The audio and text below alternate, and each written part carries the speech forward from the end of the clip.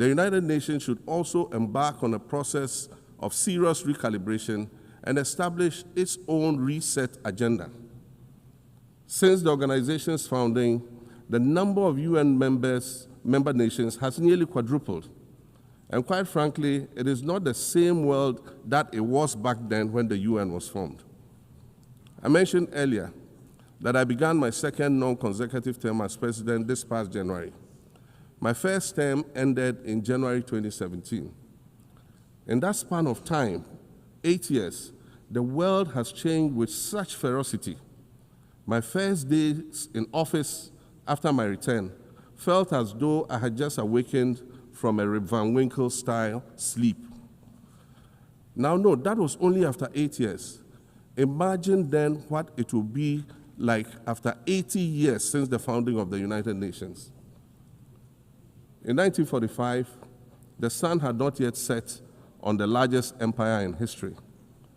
The most common mode of international travel was by sea. The personal computer had not been invented, let alone made portable. And television, a new convenience, was still in its infancy, albeit in black and white color. Relations between the US and the Soviet Union were turning frosty, with Winston Churchill declaring that an iron curtain has descended across the European continent. Fast track 80 years on, in today's world, hundreds of thousands of commercial flights take off and land every day. Libraries have been digitized so that volumes of literature can exist on a small device, small enough to fit inside your pocket.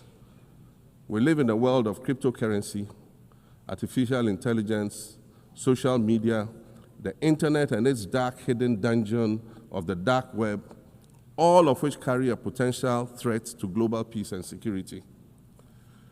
Climate change is real, and we're fighting a losing battle against the loss of Maldives and other island nations to the rising sea level, against the loss of Timbuktu to desertification and the Amazon forest to global warming and deforestation. Madam President, the UN Founding Charter is outdated when it comes to representation in this August Assembly. The most powerful post-World War II nations are still being rewarded with an almost totalitarian guardianship over the rest of the world.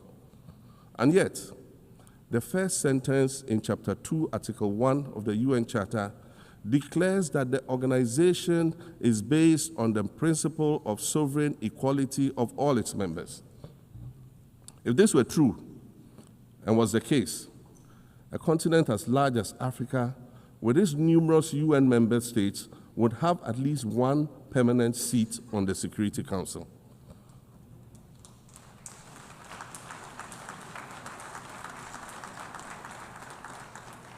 Furthermore, we believe that veto power should not be restricted to only 5 nations, nor should it be absolute. There must be a mechanism in this House for the General Assembly to challenge a veto. No single nation should be able to exercise an absolute veto to serve its own interests in a dispute. In 1995, during the 50th anniversary of the United Nations, Nelson Mandela stood in this very spot, and he said, "The United Nations has to reassess its role, redefine its profile, and reshape its structures. It should truly reflect the diversity of our universe and ensure equity among the nations in the exercise of power within the system of international relations in general, and the Security Council in particular." I close quotations.